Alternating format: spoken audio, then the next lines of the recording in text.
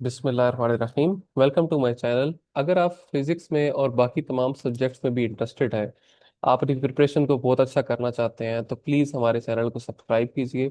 आज की क्लास में मैं आपको 11th क्लास फिजिक्स 2027 के होने वाले पेपर में 85 मार्क्स का एक रोड मैप बताऊंगा बेटा। आपको पता है फिजिक्स का जो पेपर होता है वो 85 मार्क्स का होता है टोटल। और उसमें से मैं आपको बताऊंगा कि आप फुल मार्क्स कैसे ग्रैब कर सकते हैं। इंशाल्लाह आपका टारगेट 85/85 अगर है तो आप उसको कैसे अचीव कर सकते हैं।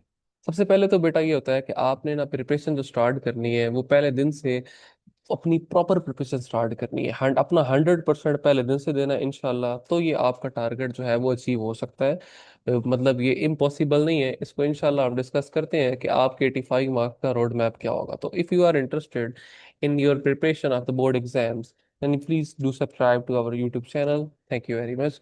सो बेसिकली हमारे पास सबसे पहले एमसीक्यूज होते हैं पेपर के अंदर। इसके बाद आते हैं शॉर्ट क्वेश्चंस, फिर आते हैं लॉन्ग क्वेश्चंस। और लॉन्ग क्वेश्चन का जो पहला पार्ट होता है वो थ्योरी पे मुश्तमिल होता है, और जो दूसरा पार्ट होता है वो न्यूमेरिकल टाइप पे मुश्तमिल होता है। सबसे पहले मैं मल्टीपल चॉइस क्वेश्चन या एमसीक्यूज की बात करता हूँ। एमसीक्यूज जो होते हैं वो 17 मार्क्स के आते हैं, जिसमें हर एक एमसीक्यू के हमारे पास 1 मार्क होता है बेटा। और 17 एमसीक्यू आते हैं पेपर में। अब बहुत सारे एमसीक्यू जो होते हैं ना वो हमारे चैप्टर के इन साइड से आ सकते हैं। तो बच्चे ये समझते हैं कि शायद ये जो 17 एमसीक्यूज है ये एक्सरसाइज में से आएंगे, लेकिन ऐसा नहीं है। अगर मैं 2026 के होने वाले पेपर को एनालाइज करूं, क्योंकि इससे पहले मैं एनालाइज नहीं कर रहा, न्यू बुक है हमारी 2026 में जो आई है, उसका मैं अगर हवाला दूं तो मैं देखूंगा कि 3 to 4 एमसीक्यू जो हैं वो सिर्फ पेपर में एक्सरसाइज से आ रहे हैं, और जो बाकी सब एमसीक्यूज हैं वो इंटरनल आ रहे हैं चैप्टर में से, और कुछ साइड बॉक्सेस में से भी एमसीक्यू चूज किए जाते हैं। तो मैं आपको एमसीक्यू के बारे में ये बता रहा हूँ कि 17 एमसीक्यू में से बहुत सारे एमसीक्यू बेटा आपके चैप्टर में से आएंगे। तो अगर आपके कॉन्सेप्ट बहुत अच्छे हैं तो इंशाल्लाह आप एमसीक्यू वाले पोर्शन को कंप्लीट कर लेंगे। एमसीक्यू में आपने कभी भी एमसीक्यू को याद करना नहीं होता, बल्कि आपने उसके कॉन्सेप्ट को समझना होता है। और आपने देखना होता है कि why this option is correct and why the other options are not correct. अगर आप उस कॉन्सेप्ट ग्रैब कर लेते हैं तो इंशाल्लाह आपके एमसीक्यू जो है वो करने अटेम्प्ट हो जाते हैं। इसके लिए आपके पास एक बेस्ट बुक होनी चाहिए, एक अच्छी बुक होना चाहिए, जिससे आप रोजाना जो टॉपिक पढ़ें आप उसके एमसीक्यू साथ साथ प्रैक्टिस करें। तो एक बेस्ट बुक हो आपके पास जिससे आपने एमसीक्यूज को पढ़ना है, ना सिर्फ उसको रीड करना है बल्कि उसकी एक्सप्लेनेशन में जाना है कि why this is correct, why this option is correct and why other options are not correct. तो आपके पास एमसीक्यूज का एक कॉन्सेप्ट होना चाहिए इंशाल्लाह, फिर उसके बाद आप उसको कंप्लीट कर लेते हैं। इसके बाद मैं शॉर्ट क्वेश्चंस, जो कि चैप्टर का बहुत ज़्यादा पोर्शन, हमारे पास जो पेपर का बहुत ज़्यादा पोर्शन होता है वो शॉर्ट क्वेश्चंस होते हैं, जिसमें से 44 मार्क्स का पेपर आता है। 85 में से 44 मार्क्स है बेटा, जो कि हमारे पास नियर टू 50% पेपर का जो हिस्सा है वो शॉर्ट क्वेश्चन पे मुश्तमिल होता है। तो शॉर्ट क्वेश्चन में ये होता है कि सबसे पहले हमारे पास क्वेश्चन नंबर 2 में से आपने 8 में से, सॉरी 12 में से आपने 8 क्वेश्चन करने हैं। क्वेश्चन नंबर 3 में से भी आपने 12 में से 8 क्वेश्चन करने हैं, और 4 में से आप 9 में से 6 क्वेश्चन अटेम्प्ट करते हैं। ऐसे आपके जो टोटल क्वेश्चन है वो 22 बनते हैं, और इसके मार्क्स 44 होते हैं। अब ये जो शॉर्ट क्वेश्चन है इनके बारे में मैं आपको टिप बताता चलूँ कि हमारे पास ये जो शॉर्ट क्वेश्चन है ये सारे एक्सरसाइज में से नहीं है, बल्कि बहुत से शॉर्ट क्वेश्चन जो होंगे वो इंटीरियर ऑफ द चैप्टर में से भी होंगे। एक्सरसाइज में से हम अगर बात करें तो हमारे एक्सरसाइज के short questions, constructed response questions, और अगर मैं इंटीरियर की बात करूं तो कई दफ़ा सिंपल डेफिनेशंस आ जाती हैं, बल्कि उसके अलावा एक कंसेप्चुअल क्वेश्चंस भी बन सकते हैं, जिनको हम एडिशनल या इंटीरियर क्वेश्चंस कहते हैं। प्योर इंटीरियर क्वेश्चंस आपके पास बन सकते हैं यहाँ से। जैसे मैं एग्जांपल देता हूँ, does moving object have impulse, ये एक क्वेश्चन है तो ये चैप्टर में से बना हुआ है। इसी तरह से आपसे डिफरेंशिएट करने का क्वेश्चन हो सकता है, डिफरेंशिएट करें प्रिसीजन और एक्यूरेसी के दरमियान, इलास्टिक कुलियन इन इलास्टिक कुलियन के दरमियान। तो ऐसे डायरेक्ट स्टेटमेंट भी आ सकती है, जैसे कि कार्नो थ्योरम की स्टेटमेंट बता दें क्या होती है। तो ऐसे करके क्वेश्चन हमारे पास आ सकते हैं, तो आप उनकी गुड अटेम्प्ट करनी है, उसके की पॉइंट्स को मेंशन करना है। जो एग्जामिनर देख रहा है वो की पॉइंट्स देख रहा है, तो आपके की पॉइंट्स तमाम के तमाम वहाँ पे होने चाहिए। और बहुत से एमसीक्यूज और शॉर्ट क्वेश्चन होते हैं वो हमारे साइड बॉक्सेस में भी छुपे होते हैं। तो जब आप कोई भी टॉपिक पढ़ते हैं तो उसके साथ में हमारे पास साइड बॉक्स होता है। उस साइड बॉक्स में से भी एमसीक्यू आते हैं, उसका कॉन्सेप्ट समझा करें बेटा तो इंशाल्लाह वो एमसीक्यू कर लेंगे। और जो पॉसिबल एमसीक्यूज और पॉसिबल शॉर्ट क्वेश्चन जितने भी होते हैं वहां पर, वो इंशाल्लाह आपके वहां से अटेम्प्ट हो जाएंगे। तो मैंने अभी तक आपको गाइड किया रिलेटेड टू एमसीक्यूज। उसके बाद मैंने बताया आपको शॉर्ट क्वेश्चंस के बारे में कि आपने उसको कैसे कैसे अटेम्प्ट करना है। इसके बाद बेटा हमारे पास आगे ये कह रहे हैं कि जो हमारे क्वेश्चंस हैं लॉन्ग क्वेश्चंस, ये समझना बहुत ज्यादा जरूरी होता है। यानी कि कई दफा होता है कि बच्चों को ना लॉन्ग क्वेश्चन समझ नहीं आ रहा होता। तो आपने जो भी क्वेश्चन आपके पेपर में आएगा आपने उसको समझना जरूरी है। जैसे कि अगर कंजर्वेटिव और नॉन कंजर्वेटिव वाला जो क्वेश्चन है, बच्चों के जेब में सिर्फ ये होता है कि शायद ये कंजर्वेटिव नॉन कंजर्वेटिव का आएगा कि एक्सप्लेन कर दें।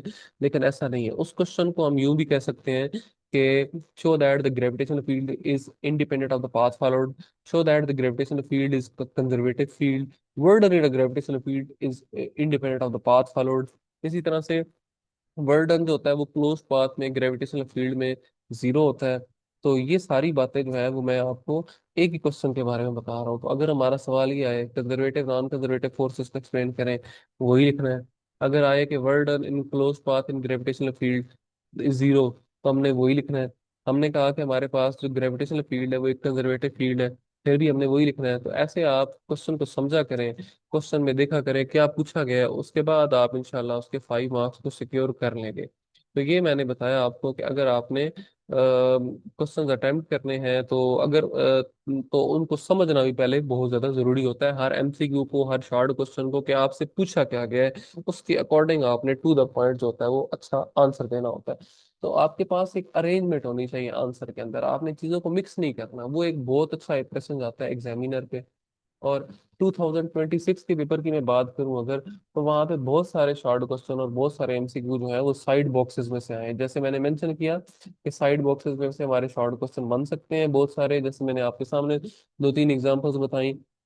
इसी तरह से क्यान, मगेंटा, येलो एंड ब्लैक, वो 4 कलर होते हैं जिनसे हमारी कलर प्रिंटिंग होती है टेक्स्ट बुक की। ये चैप्टर नंबर 1 के साइड बॉक्स में लिखा है, ये भी एक इंपॉर्टेंट एमसीक्यू के तौर पे आ सकता है। तो ऐसे आपसे कहीं से भी एमसीक्यू इंटीरियर किसी भी बॉक्स में से आपसे पूछा जा सकता है, तो आपको वो आना चाहिए। इसी तरह से अगर मैं इसके लास्ट पार्ट यानी कि न्यूमेरिकल पार्ट की बात करूं, तो बेटा न्यूमेरिकल पार्ट में ना आपने उसको एक पैटर्न से लेके चलना है। न्यूमेरिकल को सबसे पहले आपने डाटा की हेडिंग देनी है, उसमें आपने सारा डाटा लिखना है। बोर्ड में उसका 1 मार्क होता है। फिर उसके बाद रिक्वायर्ड क्या है वो लिखेंगे। फिर आप अगली हेडिंग फार्मूला की दे दें। फार्मूला में आप उसका फार्मूला बहुत अच्छे तरीके से मेंशन कर दें। वो फार्मूला में वैल्यूज जब पुट हो जाएंगी तो ये हमारे 2 मार्क्स यहाँ पे कंप्लीट हो जाएंगे इंशाल्लाह।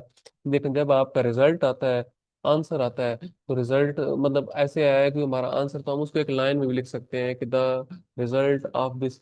फॉर एग्जाम्पल आप वेलोसिटी फाइंड कर रहे थे फाइनल, तो आपने कहा the final velocity of that object is, तो आपने आगे उसको हाईलाइट करके लिख दिया। तो एक बड़ा अच्छा पॉइंट हमारी तरफ जाता है, एग्जामिनर उसको बड़ा अच्छा जो है वो रिस्पॉन्स करता है। तो ये इंशाल्लाह आप ऐसे 3 मार्क्स सिक्योर कर लेंगे। एक पैटर्न के जरिए आपने चलना है।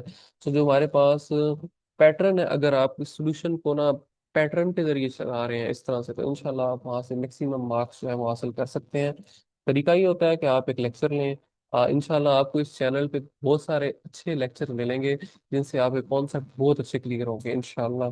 तो आपने लेक्चर लेना है, फिर आपने उसको बुक से पढ़ना है, उसके आपने एमसीक्यूज प्रैक्टिस करने हैं। फिर आपने उसके क्वेश्चन जो है वो देखने हैं कि वहां से कैसे कैसे बनते हैं शॉर्ट क्वेश्चन एमसीक्यूज, उनको टारगेट करना है, उनके स्टिकी नोट्स पे उनको नोट कर लेना है कि नेक्स्ट टाइम हम रिवाइज करें तो हमारे पास उस टॉपिक के एमसीक्यूज, उसके एडिशनल शॉर्ट क्वेश्चन हमारे सामने होने चाहिए। और ऐसे ही आपने 1 से लेकर 12 तक चैप्टर्स को स्टडी करना है इंशाल्लाह इस तरह से। और उसके बाद जब आपके फाइनल एग्जाम हो करीब आते हैं, तो आपको इंशाल्लाह 1 शॉट लेक्चर्स भी इस यूट्यूब चैनल पे मिल जाएंगे, जहां से आप 1 शॉट में आप एक पूरा चैप्टर रिवाइज कर सकेंगे, जहां से मैं आपको बताऊंगा कि आपने क्वेश्चंस को कैसे कैसे टारगेट करना है। तो आई होप बेटा आपको समझ आई होगी कि मैंने आपको कैसे बताया कि किस तरह से आपने अपनी फिजिक्स पेपर की स्ट्रेटेजी को बेस्ट रखना है, एमसीक्यूज को कैसे प्रिपेयर करना है, शॉर्ट क्वेश्चन को कहाँ से और कैसे टारगेट करना है, कौन से पोर्शन हमने नहीं छोड़ने कभी भी। इसके बाद लॉन्ग क्वेश्चन हमारे पास किस तरह का आ सकता है और आपने इसको कैसे आइडेंटिफाई करके उसके करेक्ट आंसर तक पहुंचना है। और उसके बाद न्यूमेरिकल्स को एक पैटर्न के जरिए लेकर चलेंगे तो इंशाल्लाह बहुत ज़्यादा आसानी होगी। आई होप आपको ये समझ आया होगा और आई होप आपके लिए हेल्पफुल होगा। Thank you very much. जज़ाकल्लाह खैर। Please subscribe to our YouTube channel. अस्सलाम वालेकुम। जज़ाकल्लाह खैर।